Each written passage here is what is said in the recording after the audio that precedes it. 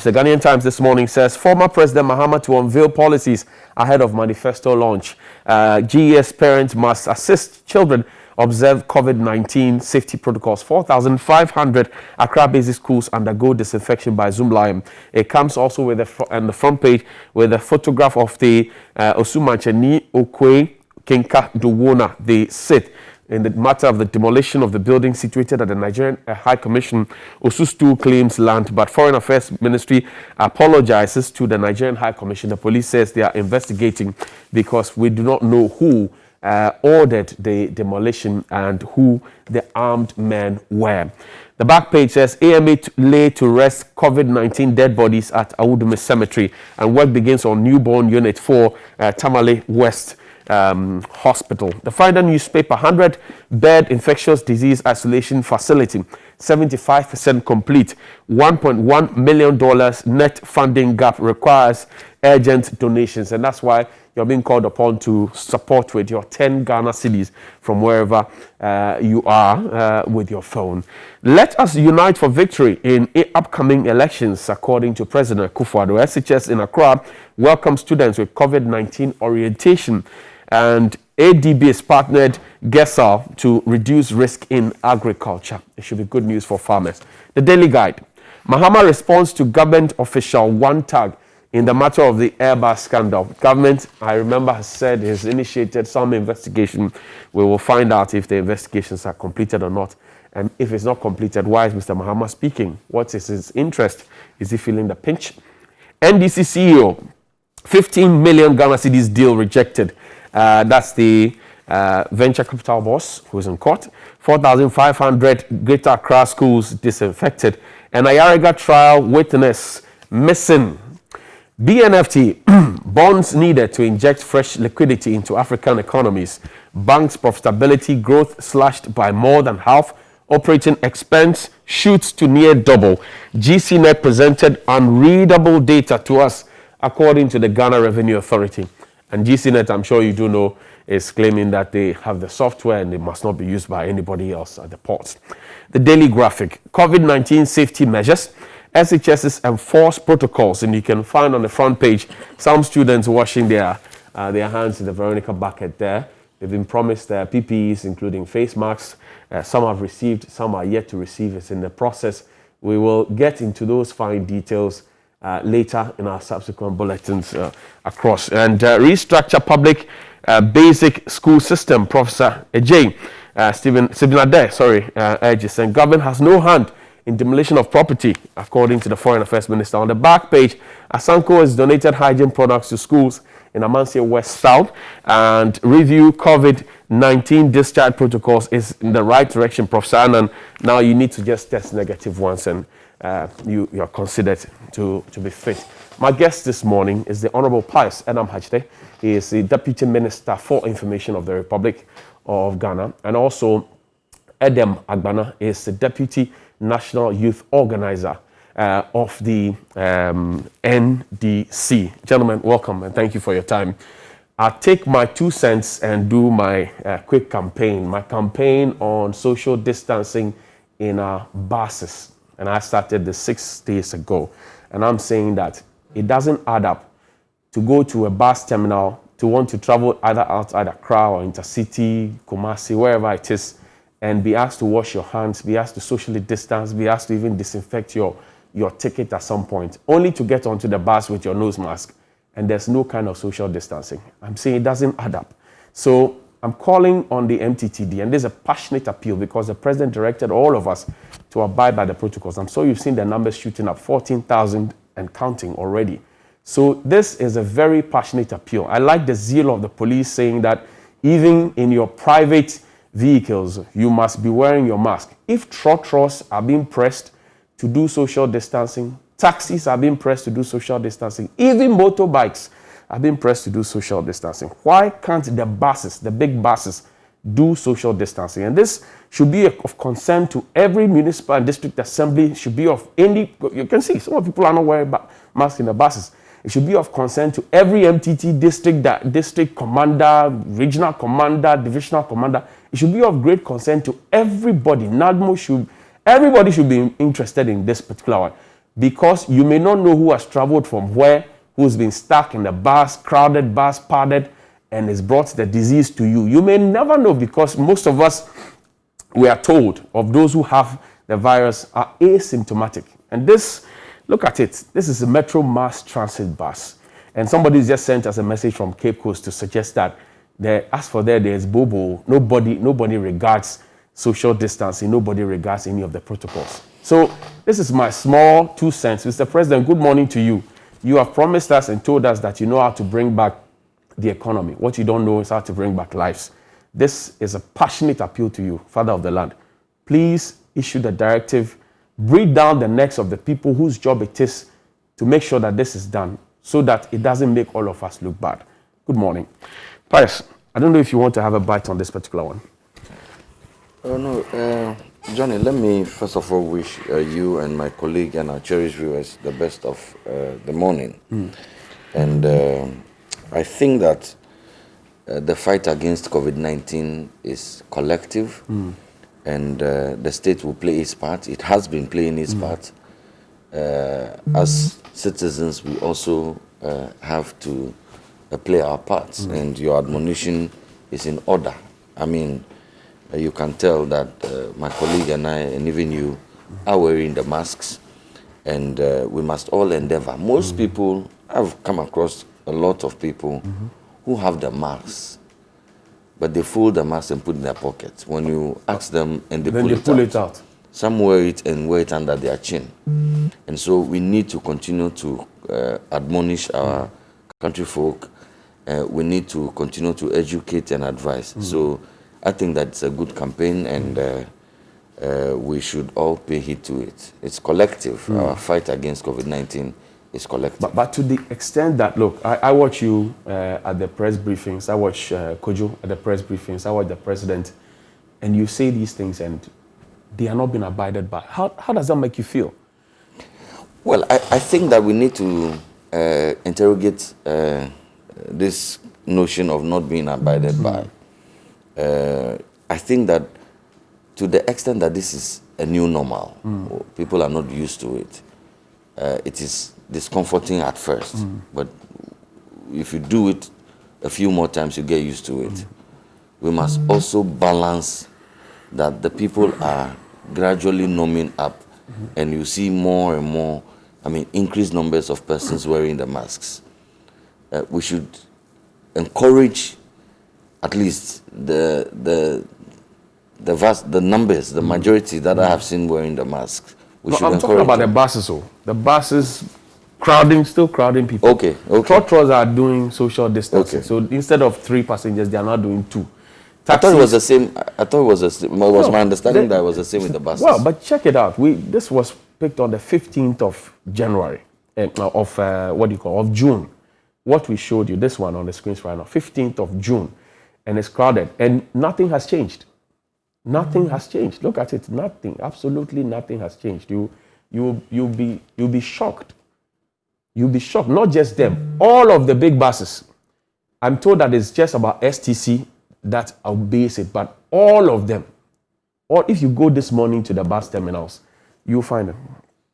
Well, I think that it's a matter that we can interrogate. For me, as long as they do, the number one thing is to wear the masks. And also to wash and disinfect. But there's also the critical part of the social distancing.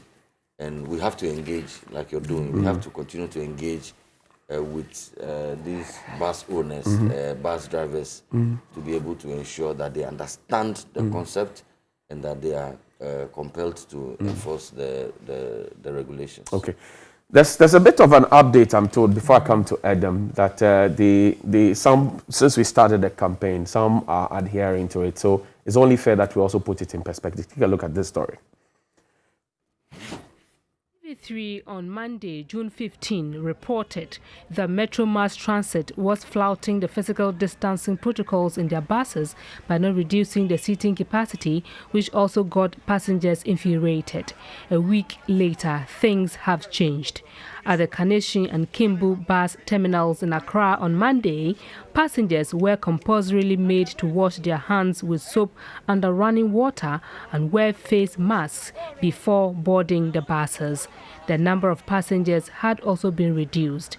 For instance, a 50-seater bus now takes 21 passengers, while an 87-seater loads 23 passengers.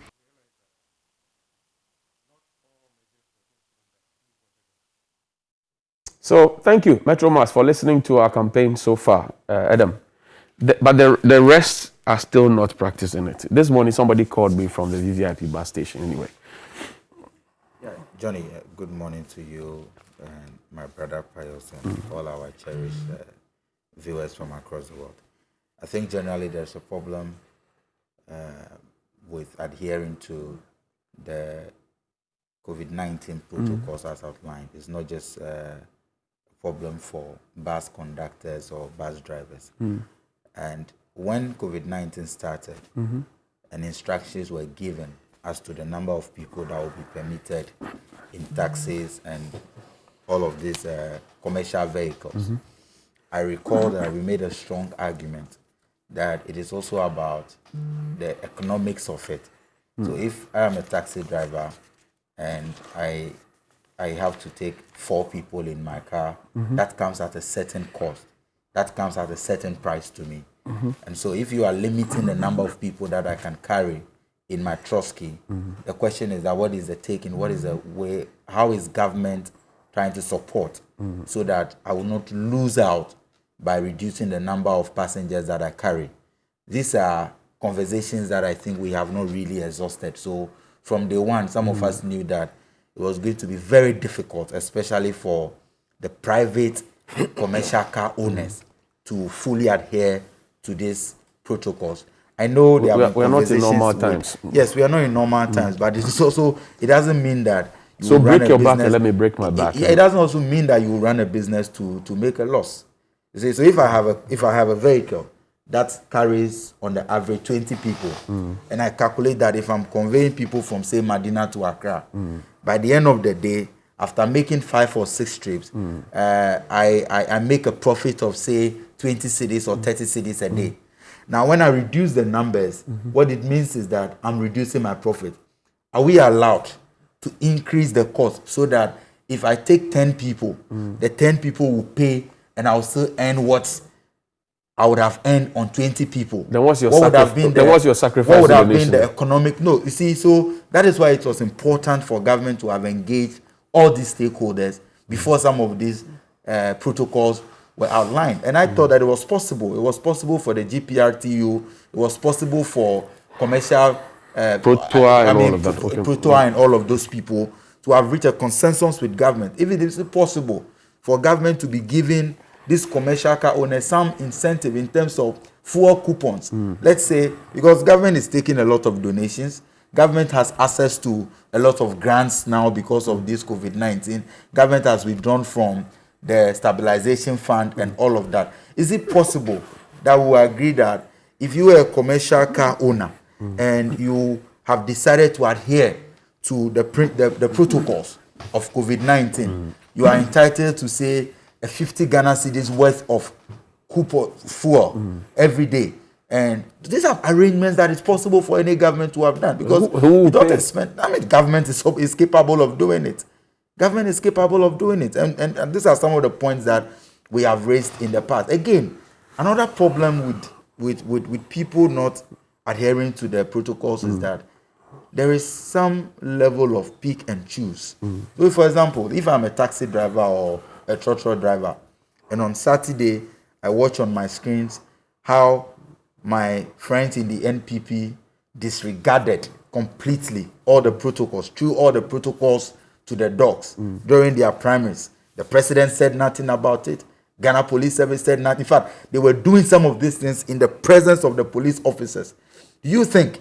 When you say all the protocols, what we went around some of the places. Those social distancing. We saw people washing their hands. No, I mean, people washing their hands before they entered. So you can't say all the protocols. Some were wearing masks as well. Johnny, the essence of the protocols is in such a way that if you disregard one, it exposes you to to the. I mean, if you wash your hands, for example, before you enter the premises of TV3, and you disregard social distancing protocols, but you've washed your hands, doesn't mean that if somebody, you come into contact with somebody who has the virus, you will not contract it because you wash your hands before entering. No, so those ones were for the cameras in the beginning. We all saw what happened on Saturday. We saw how the NPP completely disregarded the protocols during the jubilations, during the counting, in fact, even during the voting. No masks, many of them were not wearing the masks. Many of them, there was no social distance and all of that. And the president on Sunday said nothing about it. So if I'm a taxi driver and I'm sacrificing for this nation by reducing the number of passengers that I can carry in my vehicle, and I see that the president and his party officials, his members of parliament are disregarding these protocols, why will I make such a huge economic sacrifice? So we ought to look at it from a very comprehensive point of view. If you want people to adhere to it, you must show leadership by example. Pius, maybe take a minute on this one. I thank you very much. I think that our colleagues in the NDC must take a moment to think deeply and thoroughly through some of the suggestions they make, and they should move away from what sounds to most of us as opportunistic propaganda with COVID-19. And we must do some deep introspection. Clearly, my colleague Adam, and I can indulge him, has not thought about the first prescription that he sought to offer. He has not averted his minds to, for instance, compliance. He says that we should give coupons. So if we give a coupon to a taxi driver, there's a second layer of compliance. He hasn't averted his minds to that.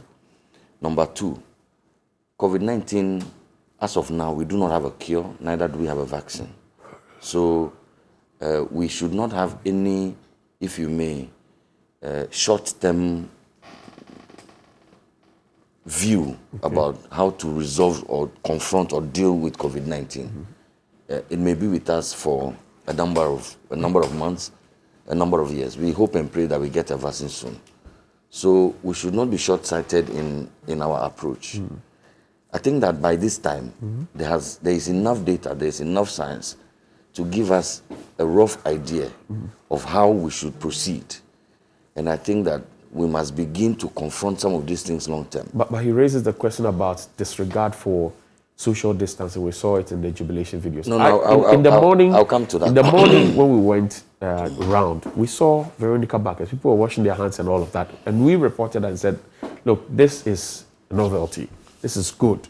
But at some point, it looks like the people forgot themselves. No, that's not even, that's a distortion. That's a distortion of what happened. And I was on the field on elections day. I was in the Mpraso constituency. I was in Abetifi. I was in Koko. I saw at first and I experienced it. So I know what I saw. And it is very right what you just described. And I think that the NPP must be commended for organizing a flawless COVID-19, even within these limitations. We made sure that at the over 4,000 polling centers across this country, there were Veronica Bacchus to wash hands. We insisted on social distancing. In fact, that is what underpinned the decision to organize the elections at the electoral area basis, where the numbers are far below 100. And so you notice that instead, and that's been how we conduct elections in this country.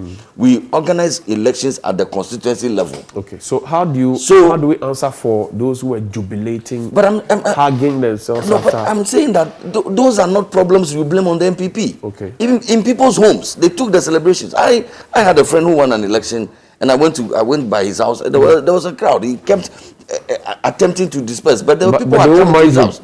But how do you blame the party?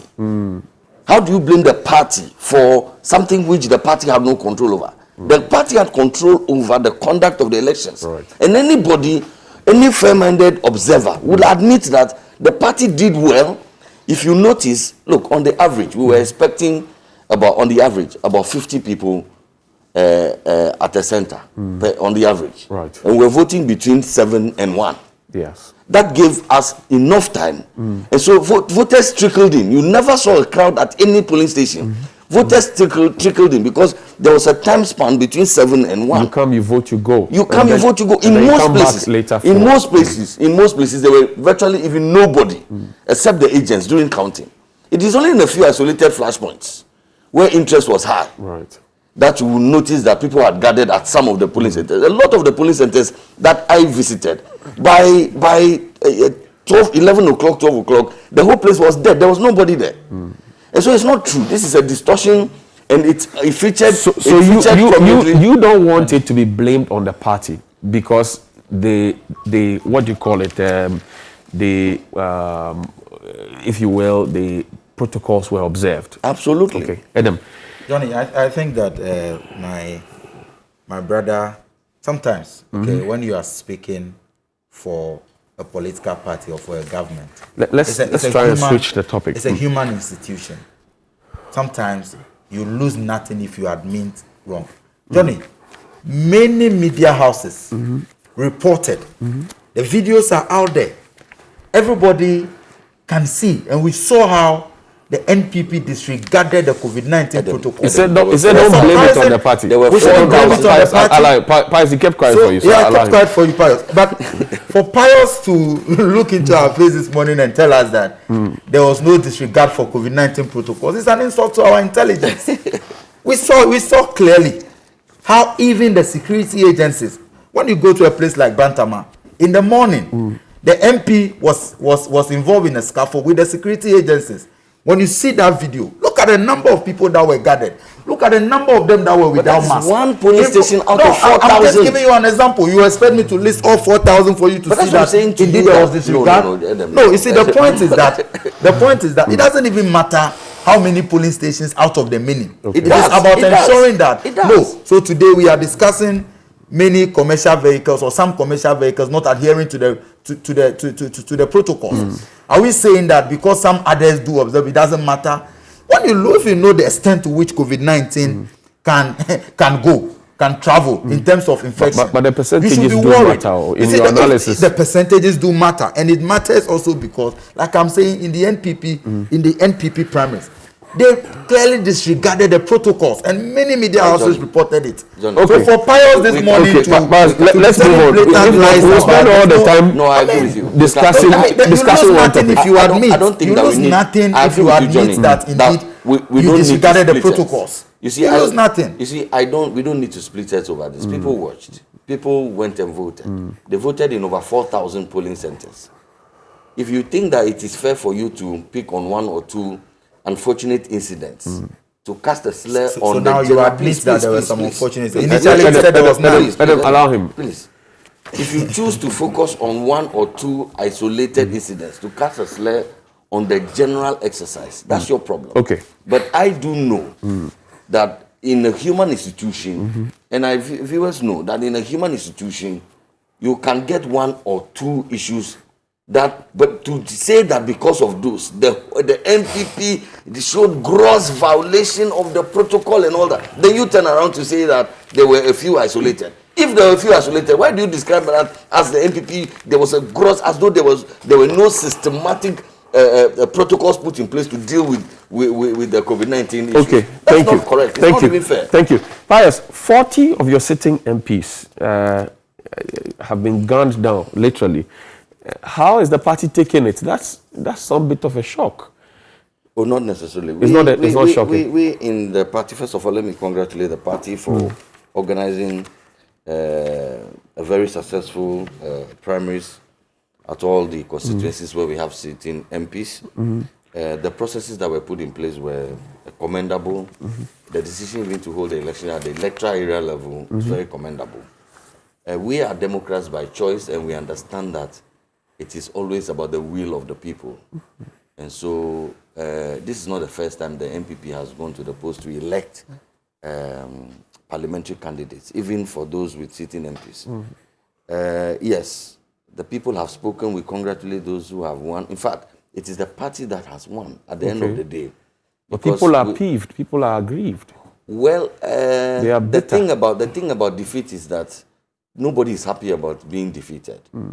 But at the end of the day, people come to the realization that, well, it is the people who I'm leading who have said that I have served my term. And so let another also serve his or her term.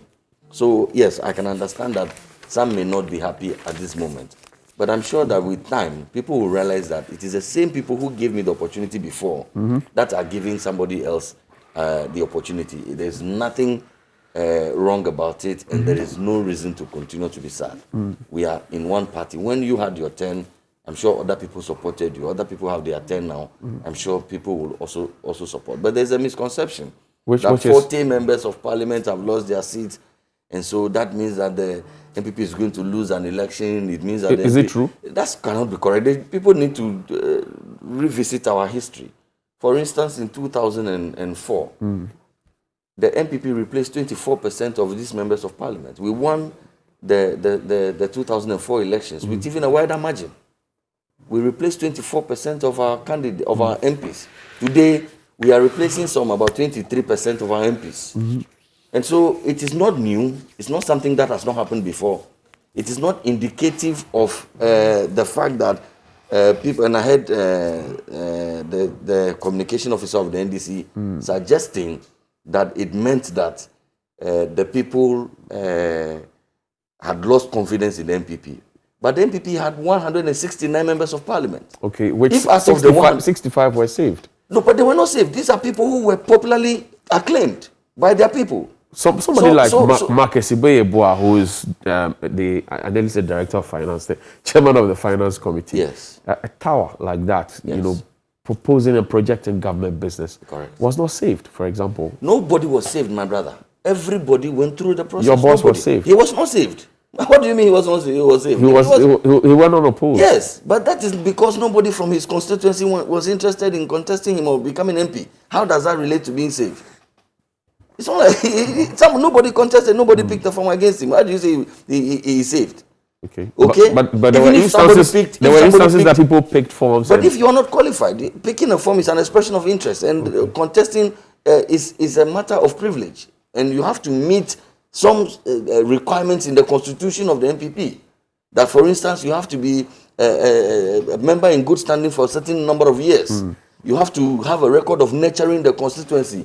You have to have a certain moral... Nurturing the constituency? Yeah, absolutely. Is the constituency a baby? Yeah, the constituency... To be nurtured. Yeah, that's the language we use. I'm sure in the NDC you'll find similar language as well. Okay. Okay? Means that you have to do, you have to be given to the party? No, it means that you have to have demonstrated sacrificing or working with the party. Okay, if you have been a polling station executive before, if you're a parliamentary candidate before, a polling agent before, you have nurtured, you have helped grow. Okay. Nurturing is just about helping grow. Okay. It can be material, it can be whatever form in which you also are able to contribute. And so nobody. So I'm saying that on the flip side, if out of 169 and 40 even lost their seat, the vast majority have retained their seats. But that's quite a number. 40? But I'm saying that is out of 169. It means so you take 40 from 169, you get 129. It means that people are not happy about the work of these MPs. You want to say that then it means that people are happy with the 129 MPs, and that's a huge number. Okay. And which means that we are home and dry. Okay. But in any case, the reasons why people lose elections or not are matters for them to interrogate at the base. People can be fine MPs in parliament, and some delegates may even be averse to their human relation. It's human nature. You can have a very good MP, but people may perceive him not to have good interpersonal relation, and based on that, they can vote against the person. I've heard people say that, oh, this man, I'll vote against him. When I lost my son, he didn't come to my just like that funeral. Yes, the people vote for all kinds of reasons. So you cannot draw a conclusion. Okay, you cannot draw the. Or conclusion. Maybe he didn't bring me some of the blender or TV or fridge. You can also say that. So people vote for all kinds of reasons. So I think it's rather simplistic for the NDC to begin put it that to think, oh, 40 in percentage terms. This is I'm saying 24% we replaced in 2004. We still won the 2004 general elections. Now we have replaced only about 23%. So they should rather concentrate on their internal issues, find a message, find a running mate, and then let's engage. Okay. Adam, take a bite on this one. Johnny, I think that if there is any simplistic view or analysis of what happened on Saturday, it is what my brother Pius is expressing this morning. Because clearly from the beginning, he's missing out on the numbers. The NPP has 169 MPs. But we are talking about 40 MPs that lost, incumbent MPs that lost. But you see, when you're calculating it, you're not striking 40 over the 169. We are looking at 40 out of the number that went into a contest. Okay. Don't forget that there are a number of the NPP MPs today who did not put in a bid to contest again. Then you have as many as 68 going unopposed. So when you do all of these calculations, we are talking it's about... not 65 rather. 68. Okay. You have about 90 MPs going into a race, into the contest. And out of that, 40 lost. What is even more striking is the fact that 16 of the 40 are first-time MPs. Another 16 second-term MPs. And then 6 third-term and 2 are fourth-term. Usually, people lose their seats when the delegates or the constituents get a bit tired of them. Right. But for 16 of your first-term MPs and 16 of your second-term MPs to lose their elections, and some of them look at even the margin of defeat. And even those who won, look at the margin of defeat. Look at a constituency like Dome Kwabena. Adwoa Safo was saved by 8 votes difference. The point is that every election is a verdict on the performance of the government. But this is No. an internal game. So allow me.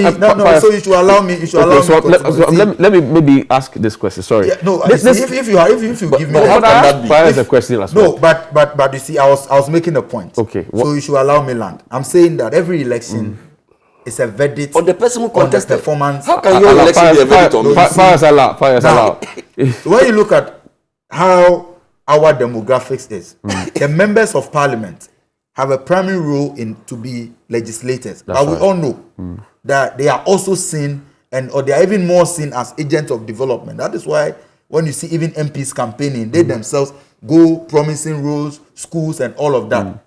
Now, if you are a member of parliament, you are seen as an advocate Okay. for development in your constituency.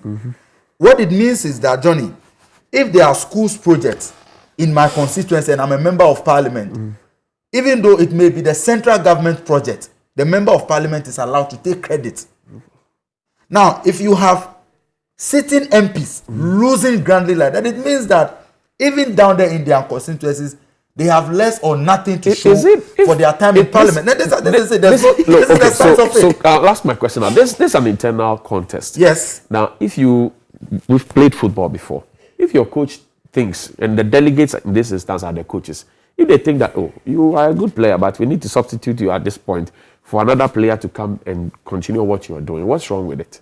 The delegate system, the internal delegate system, these are polling station executives from across the constituency. They live with the people.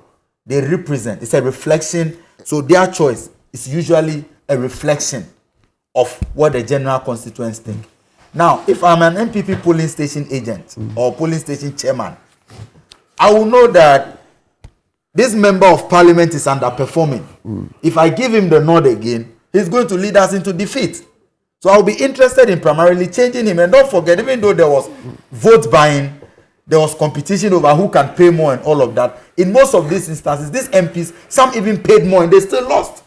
And that is a fact on the ground. What happened on Saturday clearly is a sign that there is even discontent within the rank and file of the NPP itself. You think so? It is that, but that is a reflection of it, and that is what happened. Look at apart from even those, if they had allowed the other 68 to even go into a contest, many more would have fallen, and that is the truth. And we saw, and they have to know it's not about prophecy. Okay. You can always predict the trend from what has happened with the others. If they have not protected some of them by disqualifying people, and there have been cases on others, offices have been burnt, and all of that, many of them would have fallen. And I always say that what happened on Saturday, Johnny, is just a reflection of what is on the ground. Even the NPP members are dissatisfied with the performance of this government. What happened only vindicates the 14% mark that they earned. That out of the 631 promises that they made in 2016, which has been challenged. Why will you challenge it? We have Kojo, for example, says that you pick a paragraph and then you extrapolate 3 promises out of the paragraph. When the man making the promise says give us an example. Well, in the agricultural sector, for if example, you tell us that you want to modernize agriculture and you say we should treat it as a business, is that not a promise? Johnny, you don't understand. They are clearly indicators. I can always go into that argument. Right. That Johnny, 630. Why are you running away from your 631 promises? And you are telling us that they were visions and all that. In fact, what is a manifesto in the first place? If you write in your manifesto, page 175, that you want to modernize agriculture, you want us to say what? We shouldn't treat it as a promise? Johnny. Okay. Johnny, yes, let's stay home. And you see, for me, I'm not worried if the NDC's rationalization is this simplistic. I really and truly don't mind, okay? What they are saying is that, okay, our NDC MPs who contested, they won. Okay, more of them got retained. Right. They retained their seats. His reasoning is that it is because something good may be happening on the ground. That's why they need to retain an MP. Now, sir, that's what he's saying. Yes, that's what he's saying. And then he's here suggesting to me that NDC MPs can bring developments to their constituencies upon which the people will retain them under an MPP central government. Okay? But MPP MPs were not able to take development. Okay? And I'm saying to you that that is a very narrow view. So why were the people changed? So why were the people changed? Because you see, because there are several reasons why voters vote. What you are saying doesn't... Especially in a parliamentary delegate election. The wedge factors may not necessarily be the issues that you are bringing under consideration. Is it your opinion? Please. Is it your opinion that those who have been selected to represent the party in the forthcoming elections are your best foot forward? That's I didn't have to make that decision. It's the delegates. Okay. Does the party think that they are the best foot? That's our system. Okay. I vote in a constituency. Okay. And if I had the opportunity, I was going to choose who the best candidate for that constituency is today. The MP that may have been fantastic yesterday may not offer the best alternative today. In these times. And that's what I'm saying to you, that if you feel that the only reason why people vote in a primaries for an MP is that, okay, he brought development. And so if the person did it, and I just said to you, that for me, I don't want to get into, but I know the reasons why people vote. So now you went on and on. That is your let's switch. Let me just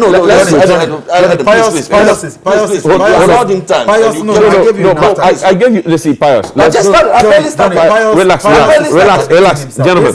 Relax. Clearly contradicting himself. What he just finished was his second attempt at the question. You had your second attempt already. So I'm giving you a third attempt. Yeah, this is your third attempt. I'm giving you a third attempt. That's what. No, nobody's coming. That's what I'm saying, that we are switching. But he's contradicting himself, Johnny. Okay. Johnny. I switch to a second topic. To a constituency like Adenta. No, we need to go. We need to go. We need to go on. You see, we need to go on. I have not invited the Yawobina Samoa. His verdict was that the people voted for him and retained him because of his performance. Ajosafo said to him, and many others who won again said same. So why is it the case that those who won are saying that we were re-voted or we were retained because of our performance? Johnny, you stop me. And you don't want us to judge those who lost that. So Adam, clearly there's no development on the ground. The party belongs to them. They have their structure. They say this is our best foot forward. Why are you crying more than the bereaved? We are not crying. We are only saying that the exercise that they conducted. I'll give you a minute. Let me give you a minute. The exercise they conducted on Saturday is a reflection of the non-performance of the Akufo-Addo government. Thank you. You are done. I'll give you a minute. Well, that's your view, but it's pathetic and it's simplistic. And for me, I will not even belabor the point I want to argue about it. We respect the judgment of delegates in our party. If our delegates speak, we take it seriously. Right. Delegates of the NDC voted for John Mahama. He lost abysmally. So it cannot be the case that what the delegates say is the representation, or party delegates say is the representation of the mood on the ground. They voted for Mr. Mahama about 90-something%. He lost almost 1 million votes. They voted him again. He's going to lose again. You sure? So absolutely. Okay. And then he went into promises.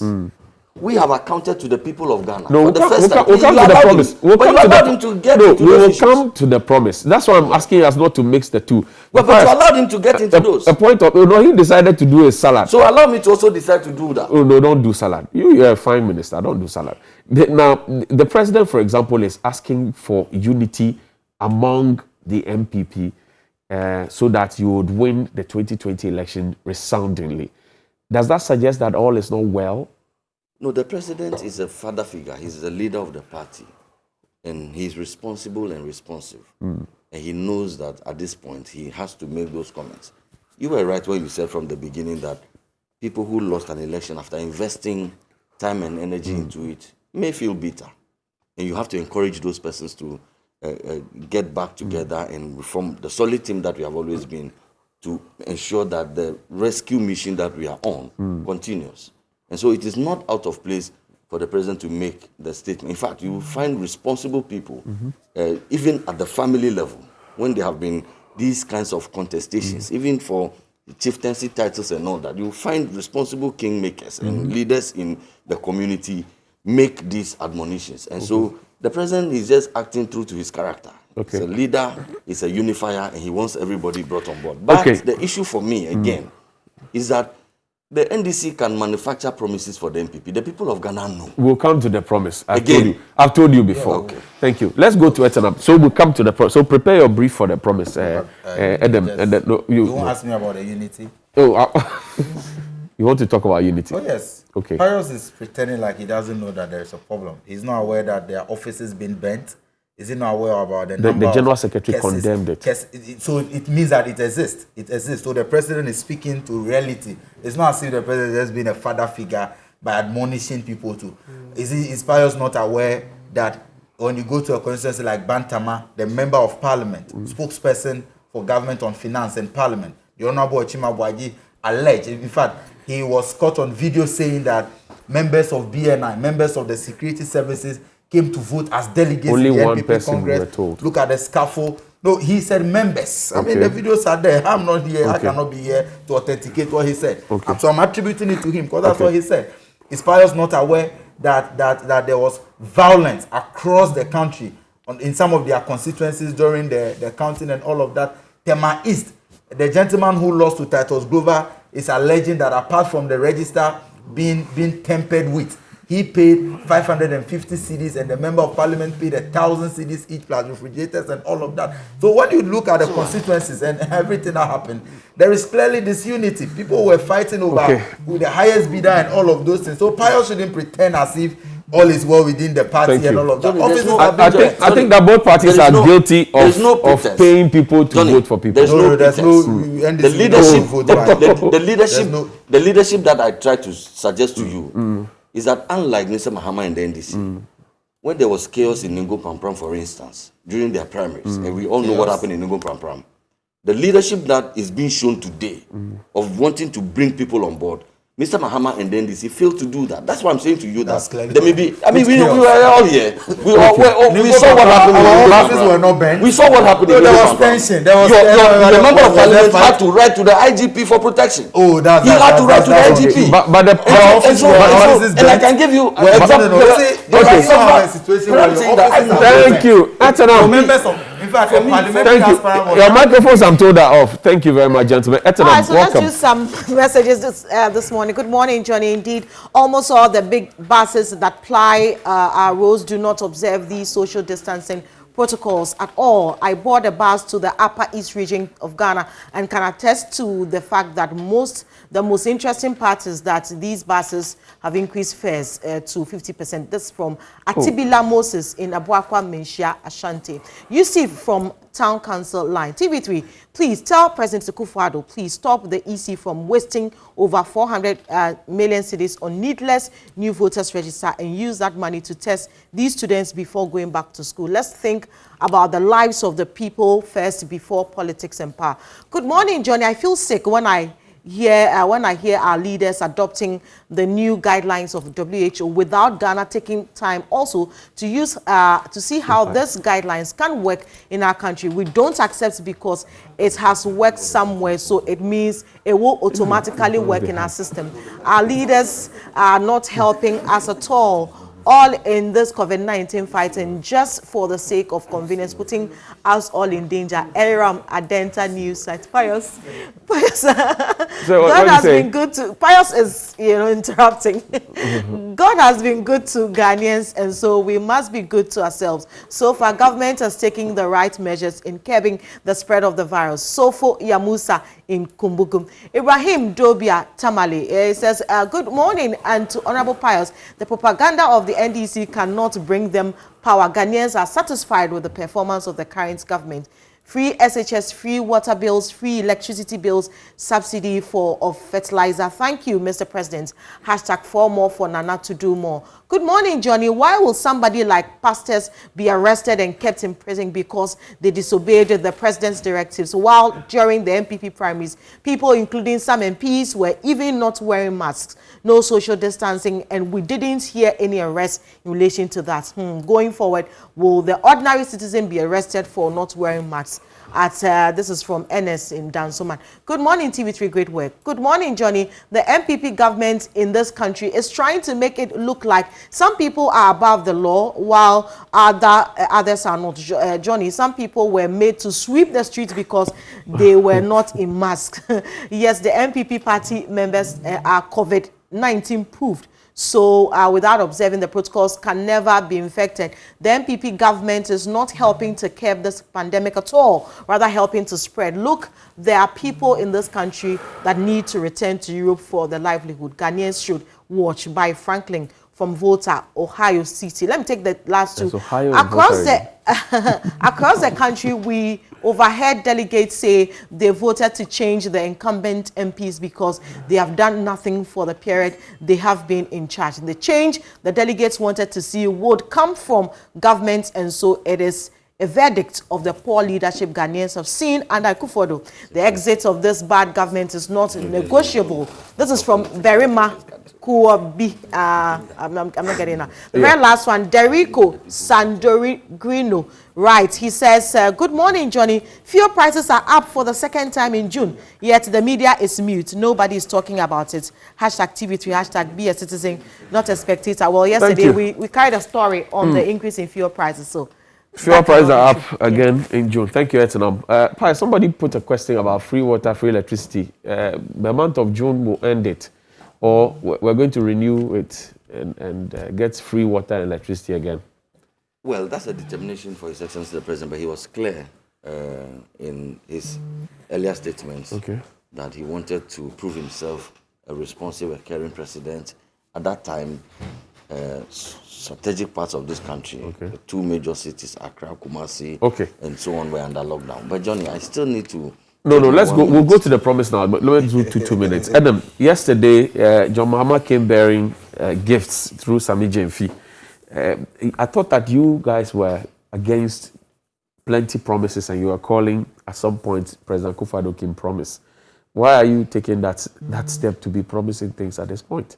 No, Johnny, clearly the number of promises that we have outlined so far does not amount to the 631 unrealistic promises that they made, which after almost 4 years in office, they have been able to do only 86, which amounts to 14%. Clearly, after our presentation, to expose the many promises that they are even trying to hide, they have been disingenuous with it. Johnny, they have not come up with any comprehensive response to that exercise. So the question is that after you tell Ghanaians what your opponents promised and they have failed to do, the next question is, what do you want to do for the people of Ghana when you have that opportunity? Okay, share some with me. And knowing President John Dramani Mahama and the NDC as a government that delivers on our promises, we have outlined a number of things. In fact, President John Dramani Mahama in his digital conversations has outlined a number of promises, which we share some with me yesterday. One that is very key to me as a young person is the issue about the National Apprenticeship Program. Okay. And with this program, we are seeking to roll on. You see, when we are talking about provision of job, usually focus of government is on the formal sector and those who have gone through some formal education. But what we are seeking to do is to ensure that we roll in those who maybe have not had the privilege of having tertiary education or even secondary, but who want to enroll on an apprenticeship program where government provides a free training for you and equip you with some technical and vocational skills for you to be able to also establish yourself and fend for yourself.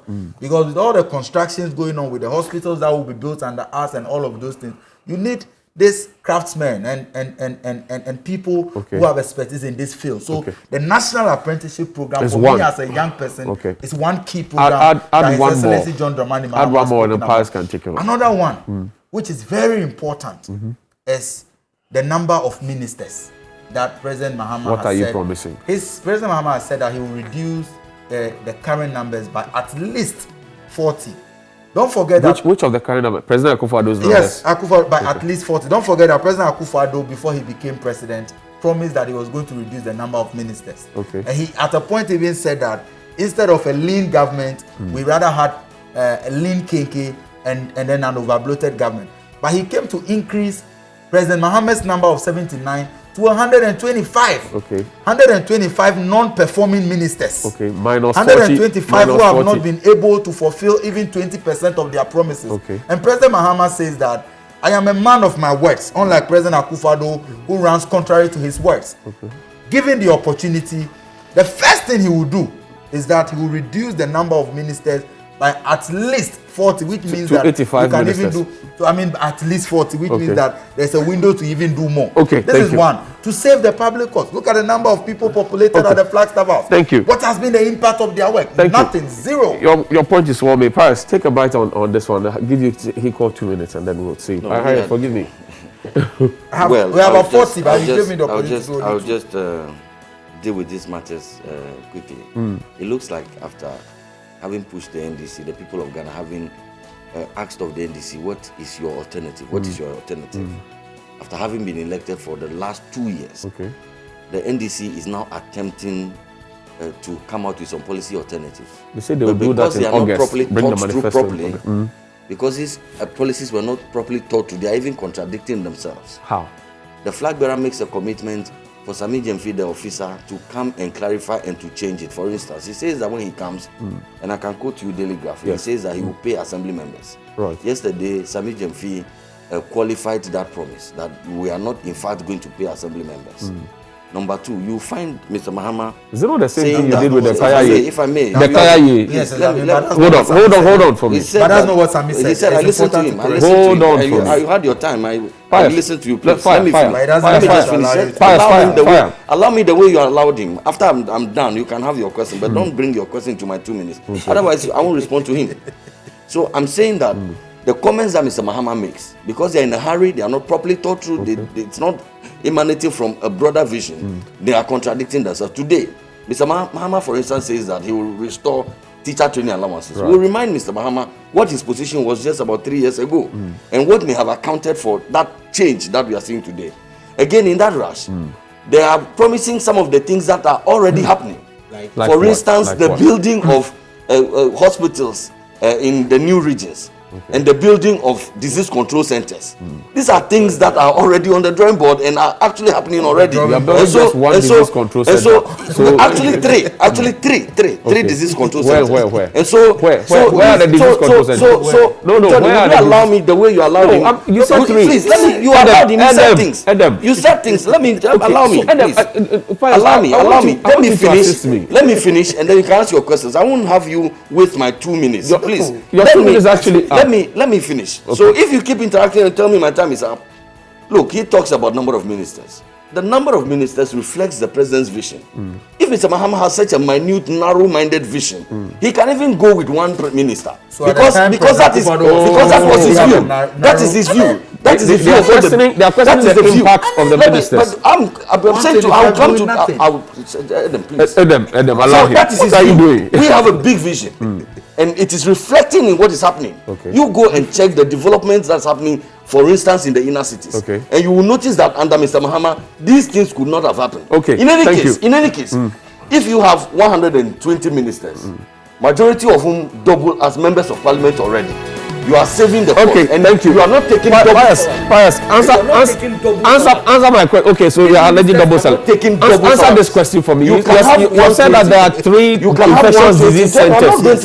not going to indulge you. Why won't you answer? I'm going to say what I want to say. I'm not going to. Your time is down, Your distraction. actually. No. I'm going to. If my time is down, why are you asking again? I have my time. No, so I'm asking. You said there are 3 infectious disease centers. I'm saying that. You haven't listened to the president.